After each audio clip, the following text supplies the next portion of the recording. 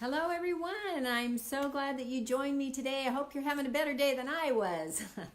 But I'm glad you're here and hope more of you are joining me as we are just having a little bit of challenges getting started here. So first we are going to address today 3 foods that you want to avoid if you really want to drop those pounds easily, naturally, and even permanently.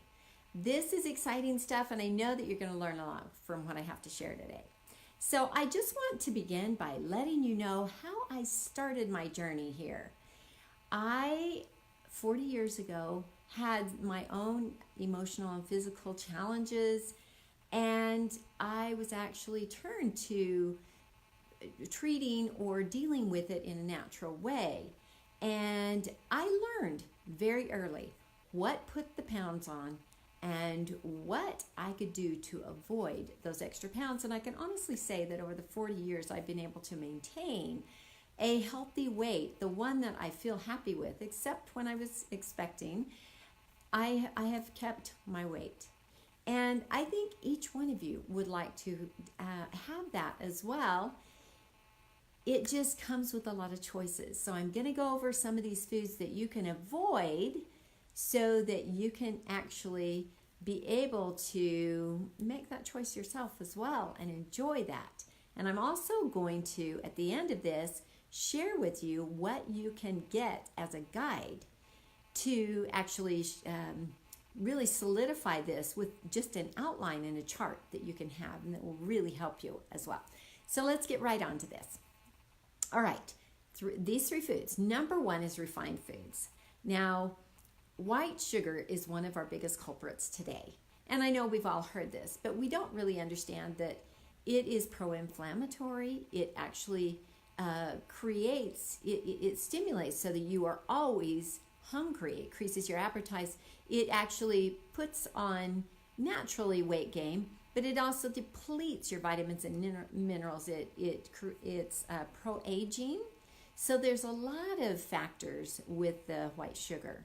Also the white flour and the refined fats, all of those. Anytime you've got those refined foods, what's happened is we've actually fired our nutrients. Those are our friends.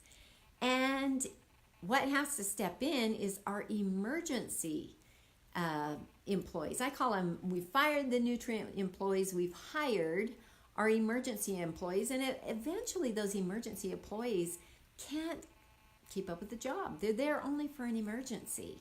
But when they're going all the time, they eventually give up. So instead, we want to include lots of good whole foods, nourishing foods, whole fruits and vegetables, whole meats, whole nuts, whole seeds. This is what will help raise your glucagon levels and decrease your insulin levels, which is something that I'm going to talk about a little bit more because these are key factors. And you want to lower your insulin and raise your glucagon because if you raise your glucagon levels, that's what puts you into fat burning mode. I do have a free resource and guide that you will want to make sure and get at the end of this presentation that will really help you figure that out. So the number 2 foods that you really want to make sure and avoid all the time are those with chemicals and stimulants.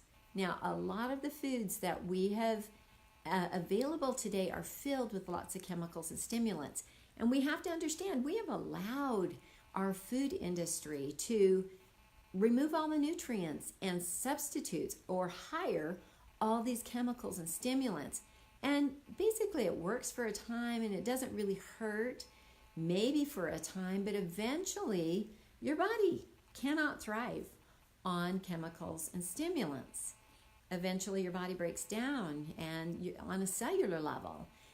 What really makes that regeneration process happen is those vitamins and minerals and those whole food nutrients. We need probiotics and enzymes and omegas. We need all of those that will actually help repair our cells and helps to make us strong. So we've got to instead make sure that we're getting rid of the chemicals and the stimulants, and we're going for the whole food nutrients, good balanced nutrition as far as meals as well as supplements. We need that good balanced nutrition. And we also should hire our essential oils, because good, pure, therapeutic essential oils will actually help your cells regenerate. With those nutrients, with those essential oils, we can actually regenerate the cell. That's what we want to be able to do. So adding essential oils to our foods and our drinks actually can increase our energy, increase our metabolism, lift our mood, lift our metabolism. I guess I already said that. But this really helps to stimulate on a cellular level, and it can really create that action in your system that you really want. So that's what you really want to do. We want to hire those nutrients and essential oils to do the job.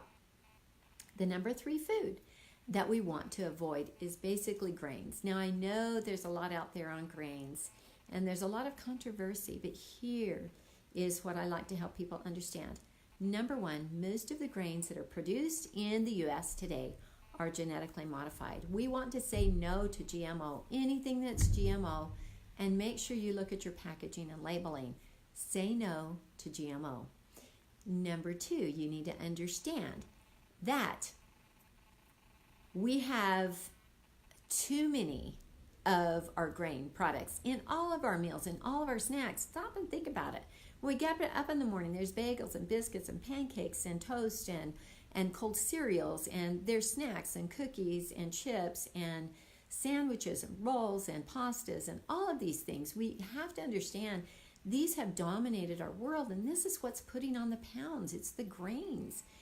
And so we've got to eliminate them from our diets. Plus, we've got to understand, and the third reason that I say eliminate the grains is because of the gluten.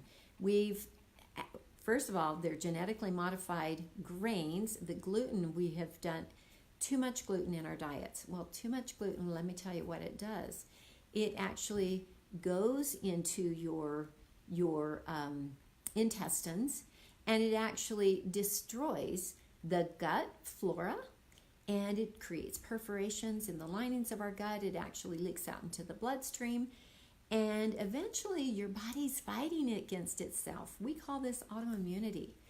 And this is what's happening simply because of the weak lining in our gut that is created from all of these processed foods, created from too much gluten, created from not enough probiotics and enzymes that are there to really keep our lining strong. We need those nutrients, we need those good foods, and we need to make sure that we support a good, healthy gut, because that's really where it all is. Now, a lot of people will say they feel that if they get rid of all the grains, they are getting rid of all the carbs, but that's not true. There are plenty of carbs in your fresh fruits and vegetables, and it has the good fiber too for cleansing. That's what we need. We need fiber for cleansing. No, it's not. People say, well, it's not digestible. Well, it's not supposed to be. It's actually to clean our system and actually push through.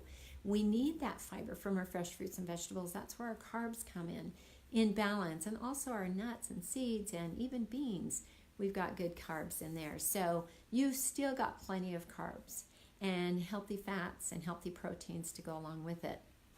So the other thing is you got to realize that the sedimentary lifestyle is not helping at all. We got to make sure and get up and move our bodies and keep our bodies fit, because that also is a very, very important key for being able to drop those pounds easily and simply. So as we've gone over today, I just want to reiterate, if you could simply drop the refined foods, drop the chemical and stimulant foods, drop the grains, you'll basically drop those pounds easily, simply, and maybe even permanently, as I have done. I know you can do it. If I can do it, I know you can do it. But it's going to take constant effort and being consistent with doing this. Now, I want to share with you, last but not least, is what we're really trying to do. And the key to all of this is putting your body in fat-burning mode. And you can do that simply and easily by making the right food choices. I went over most of what to avoid and what to include. But I have a really good resource that really talks about, what produces high insulin foods and what produces high glucagon foods. If you are set on only eating more of the high glucagon foods or raising your glucagon levels, that is the key to fat burning, and it will happen simply, naturally, and permanently. And let me tell you, it will make such a difference in your energy and in your health, as well as dropping those pounds that you want. Your body just functions better. So go to that resource. I will make sure that I send this link with you, or include that link so that you can get that free guide on the insulin and glucagon and putting your body into fat burning mode, and it will be able to help you immensely by having that. So thank you so much for joining me. I hope you join me every week on Facebook Live. Have a great week, and we will talk with you soon.